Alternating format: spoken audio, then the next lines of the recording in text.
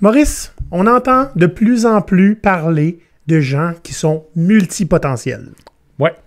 Dans mon temps, on appelait ça des maudits fendants fraîchiers qui se pensent meilleurs que tout le monde sur tout.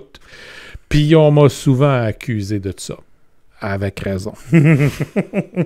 Mais aujourd'hui, Maurice, on sait que c'est une forme de neurodiversité. Hein? Puis une qui vient avec des avantages et des inconvénients. Donc aujourd'hui, on va vous parler de fameux maudits fendants fraîchiers comme moi. On va regarder un coup Pirate Canada. Go Pirate Canada? C'est qui ça? C'est Maurice, puis papa. Olivier et Maurice sont deux pirates barbus multipotentiels qui, depuis leur enfance, ont de la difficulté à trouver leur place et refusent de se faire enfermer dans une boîte. Ils partent aujourd'hui à l'abordage du multipotentialisme. Voici leur histoire. Pas pire, multipotentialisme. Multipotentialisme. Moi, tu sais, moi j'avais tendance, quand j'étais plus jeune, à appeler ça des polymathes, qui est essentiellement le terme qui a été utilisé pendant des centaines d'années. En fait, depuis la Renaissance, hein, avec tout le concept du Renaissance Man, qui était quelqu'un de multipotentiel. Okay.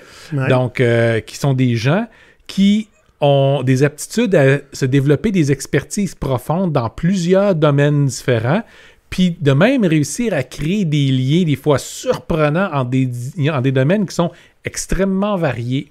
Genre YouTube, des pirates, puis des business.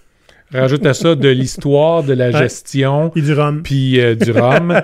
Et à peu près n'importe quoi d'autre qu'on vous jase comme ça en... C'est un amalgame. Il y a des raisons pour ça. C'est ça. Tu sais, les polymathes ont souvent la réputation d'être des gens un peu éparpillés. Ouais, hein? Branche-toi. C'est ça. Branche-toi donc. Plein d'intérêts, vont partout, veulent toucher à tout.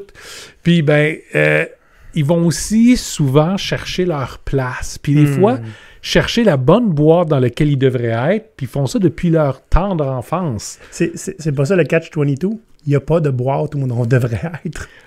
Hein? Puis on dit c'est vrai pour tout le monde, mais on a tort quand on dit ça. Parce qu'il y a des gens qui vont être heureux comme des chats quand ils vont trouver une petite boîte ouverte, rentrer dedans, puis rester là pour le restant de leur jour sans se poser de questions. Puis c'est correct, là. C'est correct. Oui. Mais en tant que multipotentiel, ça sonne comme un peu pire que se faire arracher des dents, pas d'anesthésie avec des pinces rouillées. Ou mieux que ça, pas de pinces rouillées, juste un vieux tournevis plate avec un marteau. Une barre à clous. Je me rends compte, Maurice, que dans une publication que j'ai faite sur LinkedIn cette semaine, c'était exactement ça. Je ne suis pas capable de me faire enfermer dans une boîte. En fait, les contrats de travail, je les lis, je les sac dans les tiroirs, puis je fais ce que je veux. Je vais là où je peux apporter de la valeur, puis je vais aider les gens. T'sais, et c'est pour ça qu'en tant que développeur, mais en tant que développeur, j'étais dans tous les clubs sociaux. Et que t'es un gars qui connaît pas sa place. Je le sais. Et là, à cette heure, plus ça avance, moins je la trouve. Aujourd'hui, on va discuter qu'est-ce qu'on peut faire avec quelqu'un de multipotentiel, que ce soit soi-même, parce que c'est une question qu'on s'est posée à plusieurs reprises, que ce soit avec un employé, parce qu'il n'y a rien de plus dérangeant dans une organisation qui est bien structurée, qui doit marcher au quart de tour, d'avoir quelqu'un qui peut essentiellement faire n'importe quoi puis tu n'as pas de pas le faire. Ou quoi faire avec ses enfants quand ils commencent à démontrer qu'ils ont un potentiel pour devenir multipotentiels. Oui, c'est du potentiel au carré, ça. Ben, c'est ça. Donc, au menu aujourd'hui, qu'est-ce qu'une personne multipotentielle? Comment peut-on trouver une carrière en tant que multipotentiel? Comment gère-t-on un employé multipotentiel? Hey, je vais être écœuré de dire ce terme-là avant longtemps, moi. Puis comment développer le multipotentialisme de nos enfants? C'est un rendez-vous. Maurice, on a fait du ménage dans notre compte Patreon, puis on a rafraîchi tous nos niveaux. Oui, notre but, c'était de vous offrir des services pour absolument tous les niveaux qu'on a, qui sont le genre de choses qui nous ont été demandées. Pour 5 $ par mois, vous nous payez un grog, ça nous fait plaisir de boire du rhum à votre santé. Pour 10 $ par mois, vous devenez un pirate. Donc, vous êtes membre de notre OBNL et vous avez accès à la fois notre serveur Discord pour venir chatter live avec nous autres n'importe quand et un épisode spécial uniquement pour les patrons où on répond à vos questions. Pour 25 $ par mois, en plus de tout ce qu'on vient de dire, vous avez droit à, une fois par mois, un mastermind où des pirates mettent leur cerveau ensemble pour résoudre des problèmes communs ou carrément créer du changement dans l'univers. Pour 50 $ par mois, on ajoute une séance d'1 heure par mois dans laquelle vous allez pouvoir apporter vos problèmes, puis on va les adresser en gros. Dans un nouveau palier, pour 200 $ par mois, on vous fait 2 séances de coaching privé. Puis en ayant tous les autres avantages des paliers précédents. Le forfait pour les entreprises, 500 $ par mois, on fait un Lunch and Nerd par mois chez vous et en plus, on vous remercie textuellement dans notre version YouTube. Alors, la question qui brûle toutes les lèvres, c'est quoi une personne multipotentielle? Parce que c'est pas tout le monde qui connaît ça. Là. Mais comme on l'a dit tantôt, c'est quelqu'un qui n'arrive pas à se brancher sur une voie dans sa vie, puis qui va avoir le culot de penser qu'il peut être bon à faire plusieurs choses. Puis après ça, il va avoir l'arrogance absolue de pouvoir démontrer que c'est vrai. C'est excellent. C'est la capacité à creuser plusieurs sujets en profondeur puis faire des liens entre eux autres. Puis ce deuxième élément-là est extrêmement important parce qu'il y a une différence entre quelqu'un qui s'intéresse à beaucoup de choses puis quelqu'un qui est capable de transformer un paquet de choses éparses en quelque chose de nouveau. Ouais, qui se tient, là. Hein? Qui se tient. Ouais. Si on va voir, on parlait de Renaissance Man tantôt, ben le Renaissance Man quintessentiel, ça se dit ça en français? Ah ça? oui. Ouais. Qui est Léonard de Vinci. Ah, lui, il avait une barbe, là. Oui, c'est un vrai. Vénérable. Donc, tu sais, Léonard de Vinci était un artiste à la base, un peintre et puis un sculpteur. Pour améliorer son art en peinture, il a étudié l'anatomie. D'abord comme un peintre, on regarde comment les mains se positionnent et puis tout ça. Et ensuite après en déterrant des cadavres. Exact. Comme un médecin, on veut regarder comment les muscles agissent en dessous, comment les os se positionnent. Puis là, on se retrouve, Léonard de Vinci a contribué à la science médicale beaucoup par sa recherche pour son art. Et en plus, il était gaucher. Il avait tous les talents.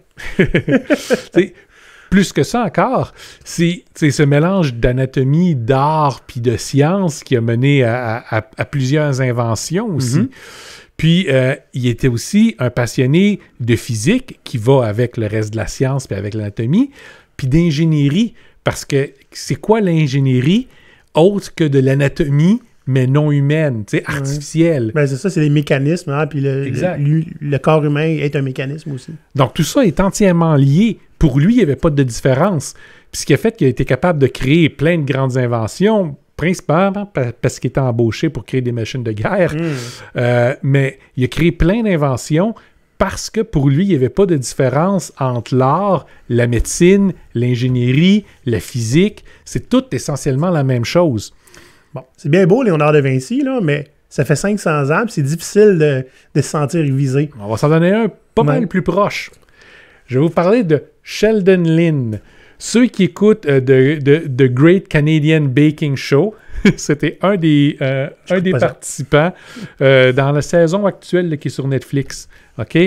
Le gars est un ingénieur de logiciels. OK? Mais c'est aussi un boulanger puis un cuisinier de niveau de compétition. Il fait des choses absolument incroyables, va mélanger des types de saveurs qui viennent d'un peu partout dans le monde sans vraiment que ça le dérange, mais il va aussi intégrer de l'ingénierie, de la sculpture puis de la peinture à ce qu'il fait. C'est un peintre et puis un sculpteur dans ses temps libres, mais il va mélanger ça avec de l'ingénierie pour faire des présentations avec les produits qu'il va cuire, des choses qui sont pas juste magnifiques, mais qui défient la gravité, notamment.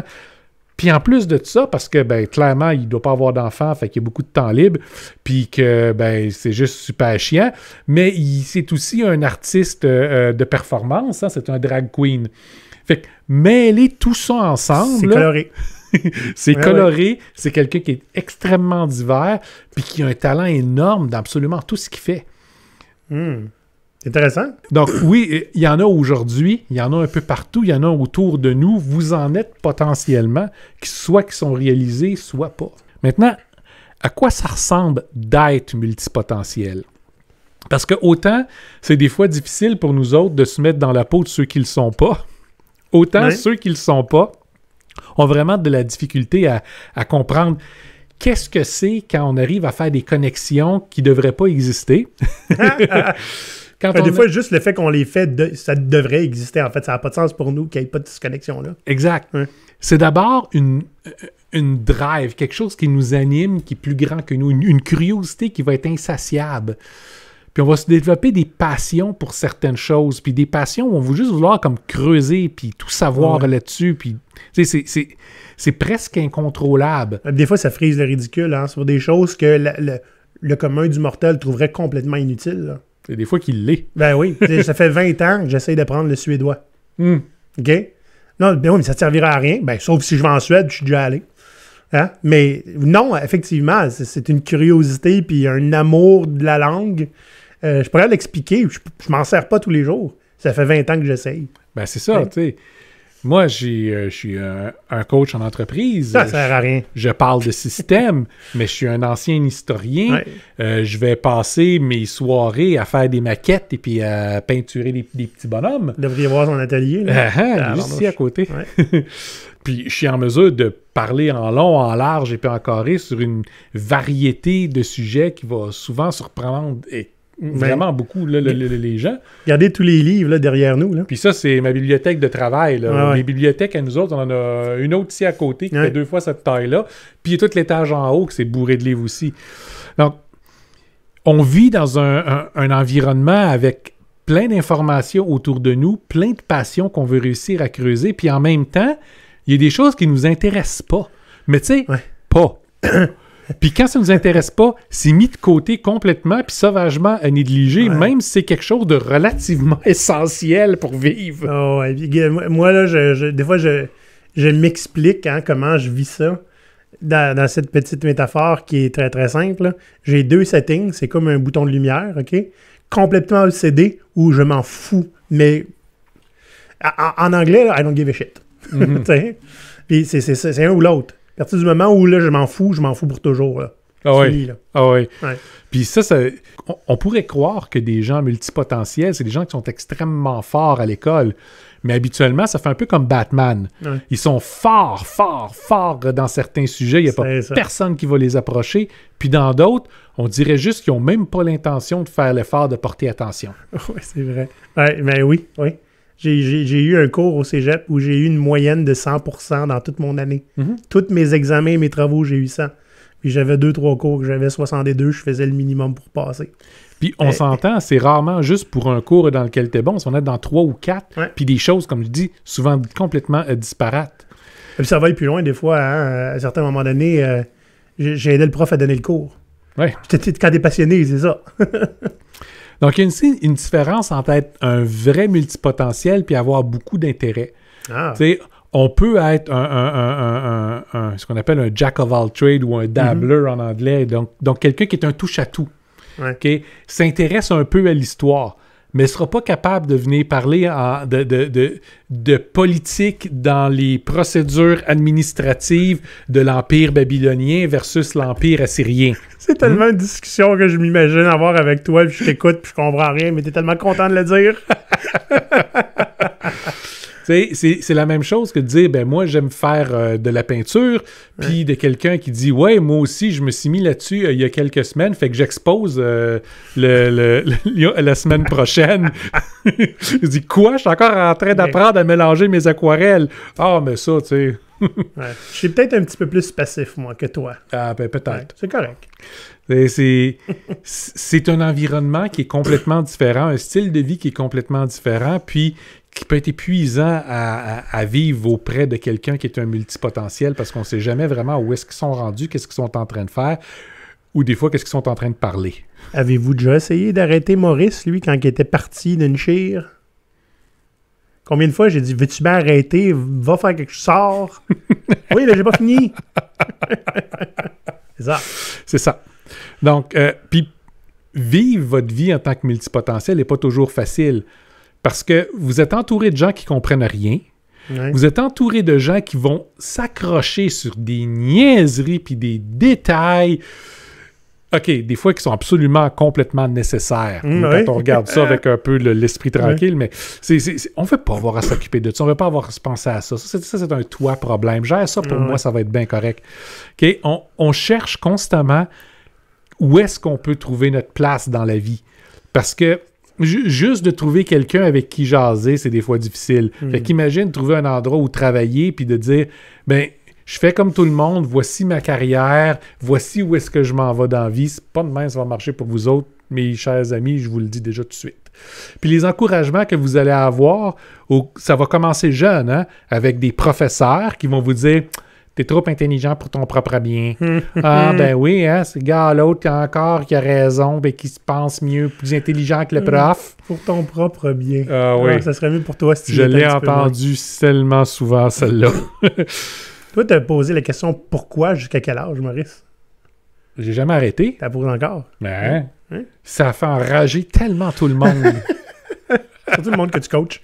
Ben, c'est ça. Donc, la vie pour un multipotentiel est pas nécessairement, je dirais pas facile, je dirais qu'elle est pas claire. Pour la plupart des gens, c'est prends tes choix, prends une direction dans la vie, connais-toi, puis colle là-dessus, puis tu vas peut-être varier un petit peu plus tard, puis ça va être correct. Pour un multipotentiel, on va être là, tout le temps. Constamment, peu importe où est-ce qu'on va aller, tu vas rentrer dans un nouvel emploi, ça va prendre 10 minutes que tu es déjà en train d'essayer de suggérer des choses, parce que tu as vu des connexions qui ont été faites là, tu vas comparer avec la place où tu étais avant, qui t'ont foutu dehors parce que tu étais trop fatigant, parce que tu n'arrivais pas à faire ton travail, puis tu faisais celui de 8 autres personnes autour de toi. Ouais, puis là, tu vas te faire dire après ça, comme, ouais, le jeune, tu fais du zèle. Donc, c'est pas nécessairement facile. Ouais. Maintenant, cela dit, il y a des choses à faire avec ça. C'est ça qu'on va regarder. Comment est-ce qu'on peut se trouver une carrière en tant que multipotentiel si on est tellement éparpillé puis qu'on risque des fois de changer de lubie complètement du jour au lendemain? Ouais. Ben, c'est difficile de trouver sa place. Bon, puis la raison est simple, parce qu'il n'y en a pas. Ouais, c'est ça. Tu vas avoir des places qui vont des fois satisfaire un de tes intérêts. C'est ça. Rarement tout. Rarement tout. Puis on a trop d'intérêts, puis il n'y a pas assez de connexions qu'on est capable de faire, puis toutes les boîtes qu'il va y avoir sont trop petites pour nous autres. OK? On a une fascination pour les problèmes, puis les façons pour trouver des solutions, avec des solutions out of the box. Ce que ça veut dire essentiellement, là, c'est d'être capable de connecter des morceaux éparses de domaines souvent très différents que les gens ne feront pas la connexion en temps normal pour le proposer en tant que solution à un problème. OK? C'est quelqu'un de multipotentiel, c'est pas nécessairement sorcier faire ça, en fait, ça tombe sous le sens. C'est à peu près n'importe qui d'autre, tu dis n'importe quoi ou tu fais de la magie noire, dépendamment si tu as du succès ou s'ils en ont juste peur. Les meilleurs métiers ou les meilleures carrières pour les gens qui sont multipotentiels sont souvent difficiles d'accès parce qu'ils vont demander une longue expérience dans laquelle on était capable de faire des preuves spécifiques. On parle les think tanks, par exemple, où on a un problème, il faut qu'on règle le problème. Puis on est souvent plusieurs gens multipotentiels à travailler ensemble pour réussir à figurer quelque chose que personne n'a même jamais imaginé encore. Hein? Revoir comment est-ce qu'on peut avoir notre relation avec le monde du travail, c'en est un. Revoir comment est-ce qu'on peut changer des politiques dans une région du monde que ça n'a jamais changé. Peu importe qu'est-ce que c'est, OK? Donc ça, c'est le genre de métier qui est très intéressant pour un multipotentiel, parce que c'est le genre de réflexion qu'ils vont souvent aimer, mais que c'est très, très peu de gens qui vont réussir à y aller, à moins d'avoir les 3 ou 4 diplômes qui correspondent à nos spécialités, puis l'expérience qui va avec. On va dire que l'offre n'est pas grande. Non.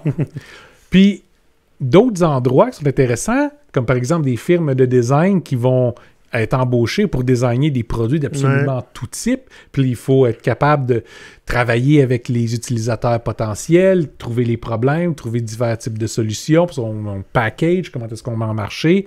Tu sais, il y a plein de firmes comme ça. Mais encore une fois, pour réussir à rentrer dans ce genre de firme-là, avec dans le genre de position qui va vous correspondre en tant que multipotentiel, ça va vous demander d'avoir fait vos preuves avant, ce qui est très difficile à faire parce qu'il n'y a rien de entry level pour vous autres. Ouais, c'est ça. Donc, ce qu'on voit beaucoup, c'est des changements de carrière, puis pas juste des changements de carrière 1 ou 2 ou 3 fois dans votre vie, c'est constant. Et ça fait des années que je le dis, j'ai de la misère à rester en poste à un endroit plus que 6 mois. Mon record a été 4 ans au même endroit. Puis c'est parce que je l'aimais bien, puis parce que je n'avais pas le choix en même temps. Mais autrement, je suis devenu contractuel parce qu'après 6 mois, j'ai fait le tour, je suis dû pour passer à autre chose. Okay? Puis à chaque fois que je vais changer, ça ne sera pas pour du pareil. Ça va être des fois pour un environnement entièrement différent. Au cours de ma vie, j'ai été historien, j'ai été gestionnaire dans le multimédia. Mm-hmm. J'ai été concepteur de jeux, d'abord jeu de table, un jeu de société, jeux vidéo. Puis après ça, je suis parti pour me lancer une ferme. Puis après ça, je suis revenu pour faire du coaching puis de l'enseignement. Complètement différent à chaque fois. Mais pour un multipotentiel, c'est un trajet de carrière qui est relativement normal. Oui, qui n'est pas si pire, qui est tranquille. C'est ça. Donc, ce qu'on peut recommander, c'est soit soyez à l'aise de bouger, puis créer l'histoire autour. Okay? Comme depuis extrêmement longtemps que j'ai commencé à dire aux gens que je travaillais à contrat uniquement, ce qui n'était pas vrai. Ouais. Mais ça explique pourquoi est-ce que je changeais aussi souvent que ça à l'époque où c'était tu peux l'expliquer comme ça. Ouais. C'est ça. Ouais. Mais pensez aussi à devenir entrepreneur. Entrepreneur qui va être dans un domaine qui va être capable de lier vos 3 ou 4 champs d'intérêt, puis qu'en même temps, qui va vous donner la capacité d'aller en explorer d'autres. Souvent, vous n'avez pas d'autre choix pour être heureux que faire quelque chose comme ça parce que le genre de job pour vous n'existe pas. Non, c'est ça. Il faut le créer. Puis, comme on a un champ diversifié d'intérêts, souvent, on va créer quelque chose de complètement unique. Exact. Le seul problème qui est difficile, c'est qu'il faut trouver des gens qui cherchent ça. Ce que vous offrez qui est complètement unique, des fois, c'est tellement unique à vous que il n'y aura pas d'audience, là. C'est pas facile. Ça veut dire aussi que pour avoir un peu de succès, il ne faut pas que vous soyez seul parce que souvent, les choses plates qui viennent avec gérer une entreprise, vous n'aurez pas envie de vous en occuper. Genre les impôts. Genre les impôts, faire l'administration, la comptabilité, le remplir les formulaires, dealer avec le gouvernement, démarcher des clients. Entourez-vous correctement pour faire tout ce que vous n'aimez pas. Puis c'est plate, là. Mais même dire, je suis capable je peux me forcer, je suis capable de le faire, vous le ferez pas. Oui. Okay? Mais là, nous, c'est pas pire, on le fait à 2. On se sépare le poids. Hein? C'est ça. Puis encore là, on a des gens qui font des choses pour nous qu'on n'a juste pas envie de faire. On a une maudite bonne comptable. C'est ça. Puis au fur et à mesure qu'on va continuer à se développer, on va avoir de plus en plus de gens qui vont s'occuper du scrolling, là, des affaires que ça ne nous tente pas de toucher, pour faire pour qu'on puisse se placer nous-mêmes dans notre zone de génie puis explorer avec ça. Donc, c'est une des stratégies qu'on peut vous conseiller si vous êtes multipotentiel pour forger votre chemin dans la vie. Bon, moi, Maurice, j'ai été gestionnaire. Ouais. Et dans une vie passée, parce que j'ai fait bien d'autres choses aussi, j'ai rarement eu affaire à des employés qui étaient multipotentiels. Hein. C'est des gens qui tripaient sur ce qu'ils faisaient là. Good for them. Maintenant, qu'est-ce qu'il faudrait que je fasse si je tombais sur un multipotentiel? Crisse-moi tout ça dehors. Mais non. D'abord, il faut être conscient de qui on embauche. Maintenant que le multipotentialisme, ça sonne moins prétentieux que polymath, peut-être. Fait que les gens ont plus tendance à en parler et être au courant de qu'est-ce que c'est parce qu'on en parle un peu partout. Tous ceux qui sont sur LinkedIn, présentement, vous avez vu le terme passer ad nauseam ces derniers mois. Ouais. Quand c'est pas ça, c'est atypique. Là. C'est ça. Donc, soyez conscient de qui vous embauchez. Est-ce que la personne est multipotentielle ou pas? Puis s'il faut, posez la question en entrevue. Puis pas nécessairement de façon péjorative, parce que souvent, les gens ne vous répondront pas honnêtement parce qu'ils ont peur de se faire dire vous n'aurez pas le poste parce qu'on ne sait pas quoi faire avec vous autres. C'est ça, tu n'auras pas de place chez nous. Là. Ouais. Puis si vous les embauchez, soyez conscient des avantages et des inconvénients. Les avantages, c'est que ces personnes-là vont être capables d'agir dans plusieurs domaines différents. Ouais. Ils vont avoir tendance à vouloir aider partout. Exact. Ouais. OK? Quitte à négliger leurs tâches quotidiennes. Oui. Mais justement, c'est que des tâches quotidiennes normales sont pas faites pour ces gens-là. Ça va les rendre malheureux, puis ils vont se sentir juste pris, puis ils seront pas intéressés à les faire. Donc, embauchez-les lorsque vous avez envie d'avoir des atouts spécifiques. Pas des gens pour exécuter, mais des gens de qui vous allez vouloir puiser une expertise qui va être large, un savoir qui va être large pour s'attaquer de façon différente à des problèmes. Et ça, même s'ils n'ont pas nécessairement un très grand niveau d'expérience. Donc, si c'est pour être varié, ça peut être des employés extrêmement intéressants. Si vous voulez les mettre dans une boîte pour qu'ils exécutent, tenez-vous loin de ces gens-là, ça ne fonctionnera juste pas. Ils ne seront pas heureux, vous ne serez pas heureux, ce ne sera pas un bon fit. Dites-vous aussi que les polymathes, comme ça, vont s'ennuyer facilement.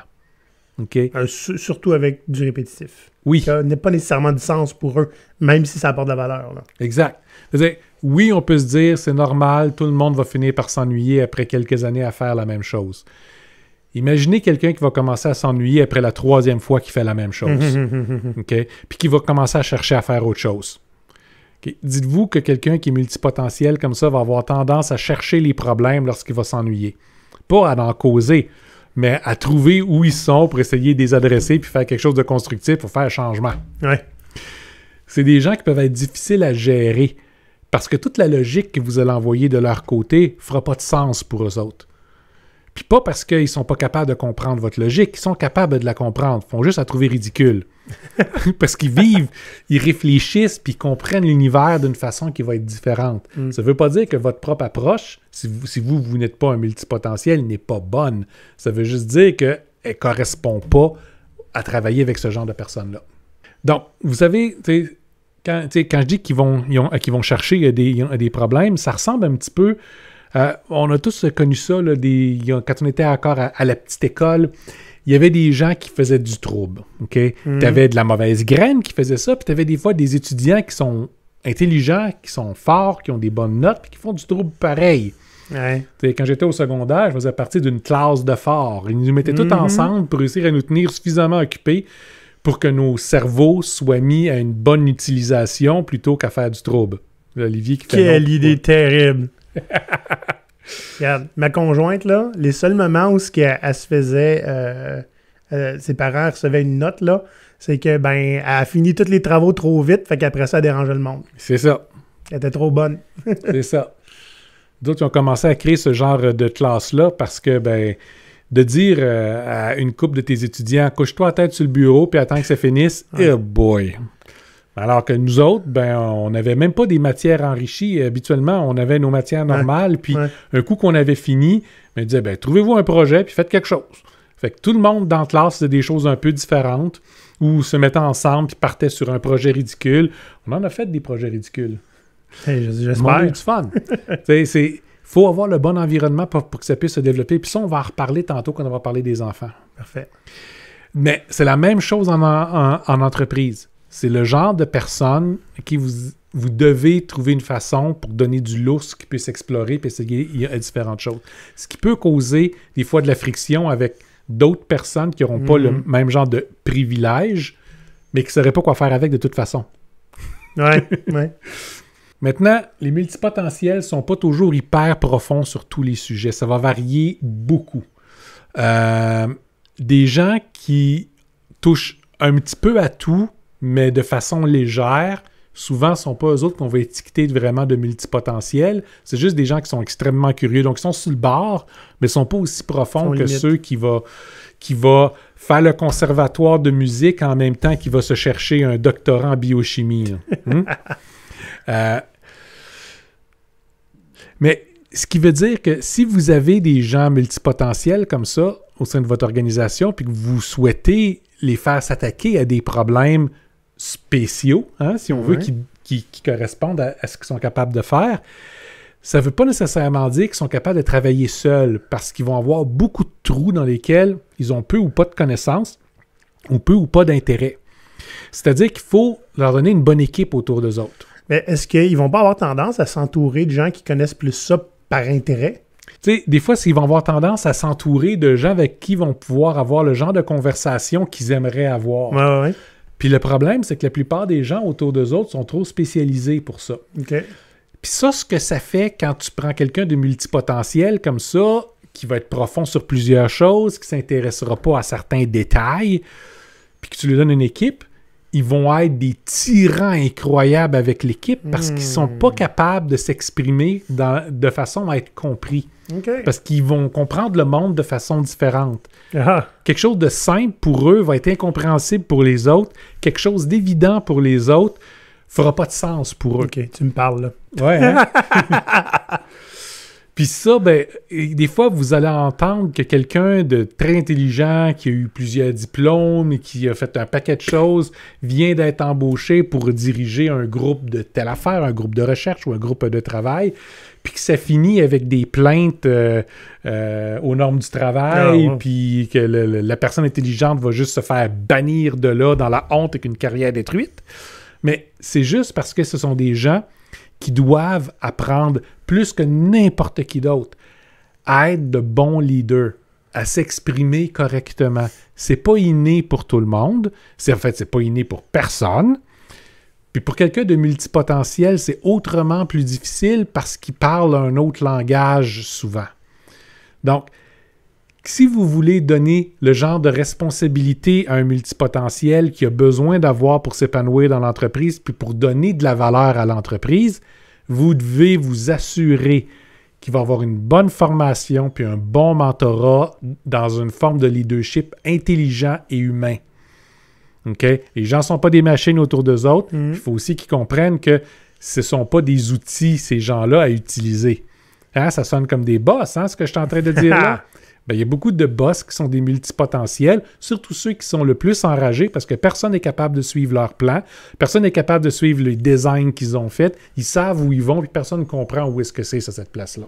Ben là, vous avez un cas souvent de quelqu'un qui a un potentiel pour être multipotentiel, des fois qui ne se réalise pas nécessairement, mais qui a absolument besoin, pour être compris, d'avoir des bons cours de leadership. Intéressant. Je t'écoute parler, là, avant qu'on parle des enfants. Maurice, je pense que je me retrouve à la limite entre multicurieux et multipotentiel. Parce que je veux pas... J'ai été prendre des cours sur la culture du Japon parce que. Ouais. OK? Mais j'ai pas été all-in faire un cours. Tu comprends? Je n'étais pas assez sur le Japon pourra pour ça. pas jaser d'archéologie Jomon pendant plusieurs heures. Non.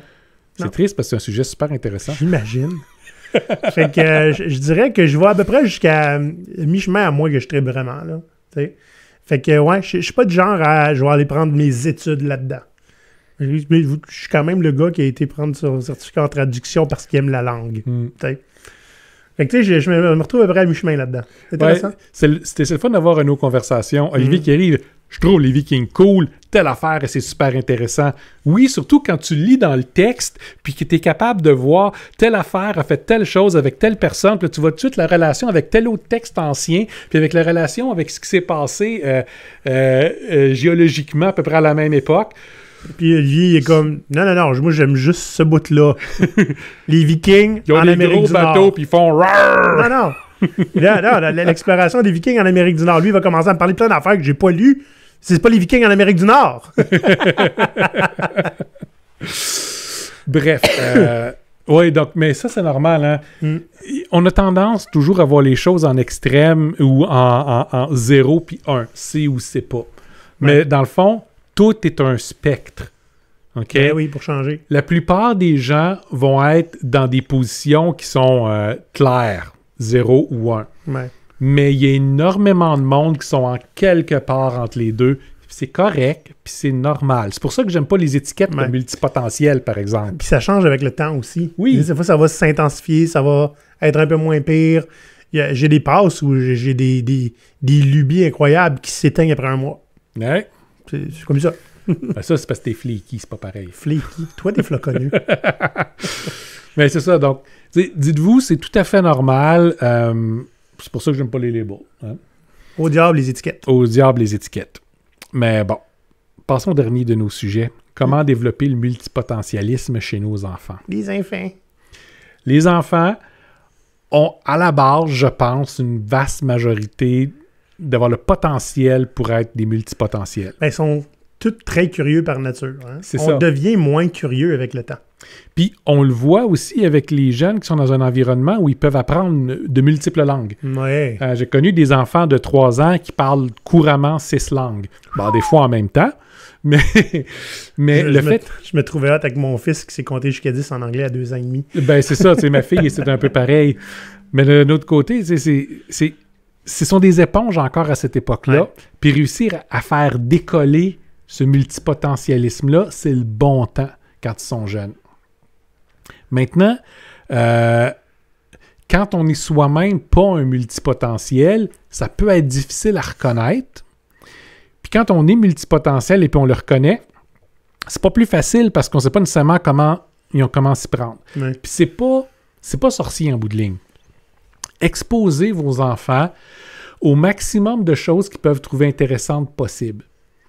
Mais poussez-les pas pour les forcer à prendre genre des cours de piano pendant 4 ans s'ils ne sont pas intéressés.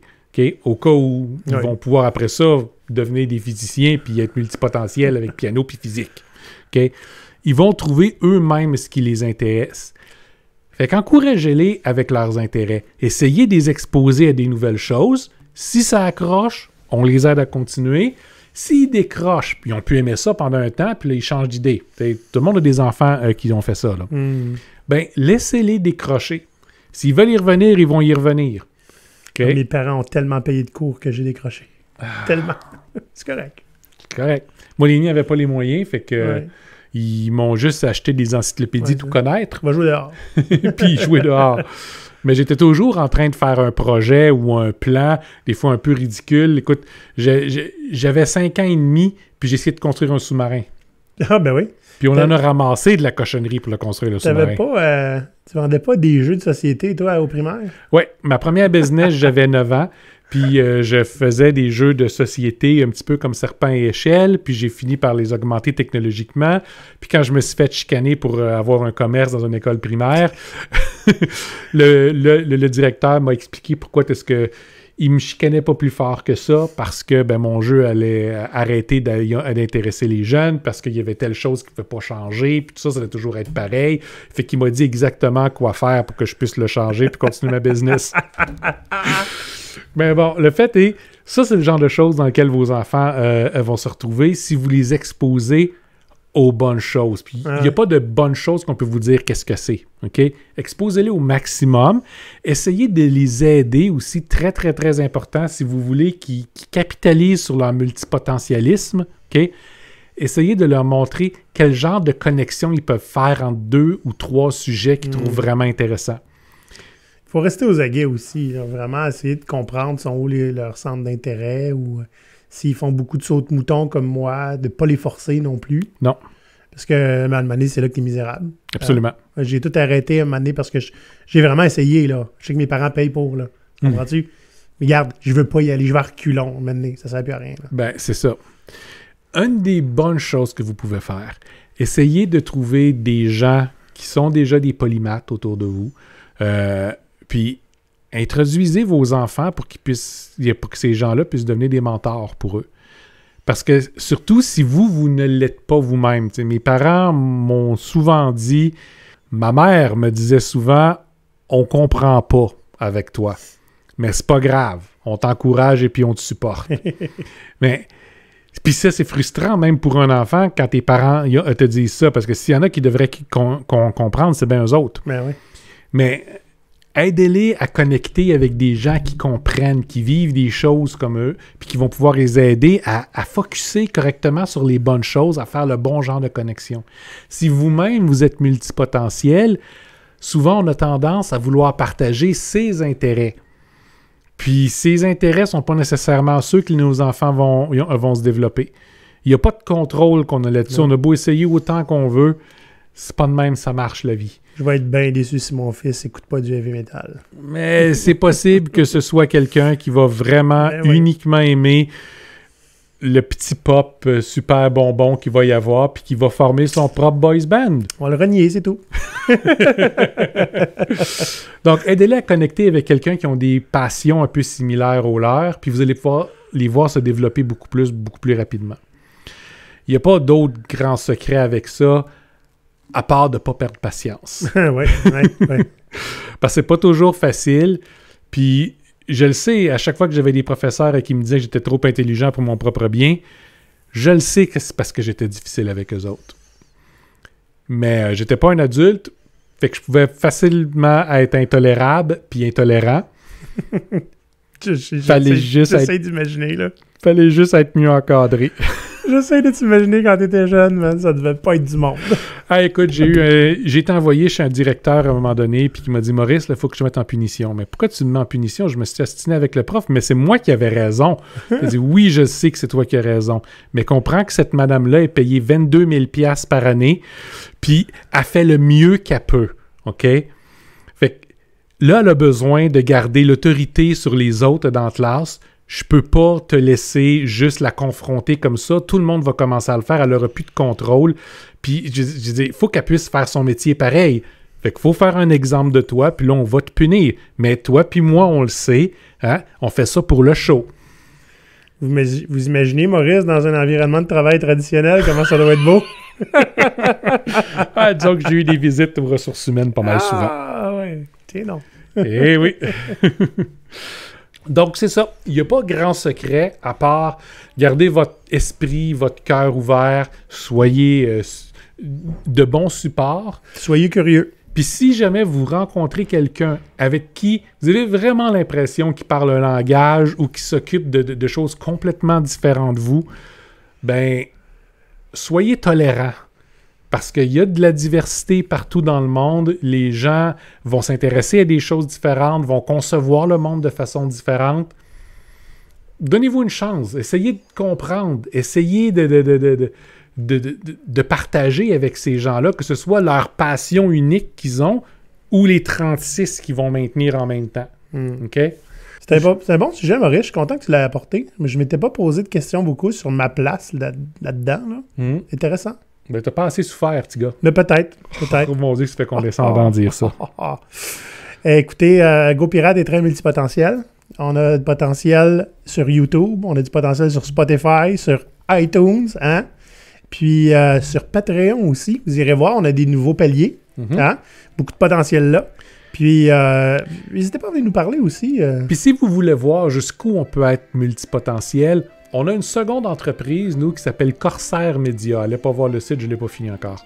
Il n'existe pas, essentiellement.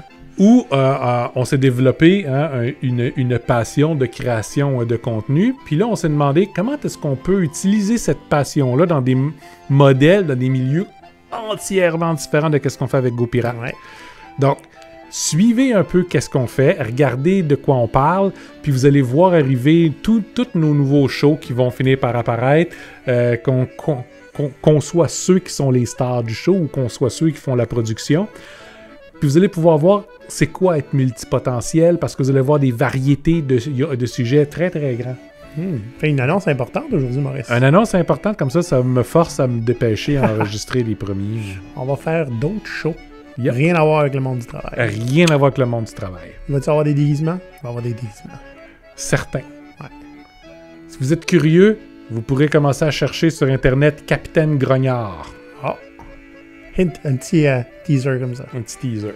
Jean-Pirate, en attendant que ça sorte, hein? Ouais. Vous allez le savoir. Mais personne nous écoute un coup rendu à la fin du show. C'est fine. Il y en a une couple qui va le faire.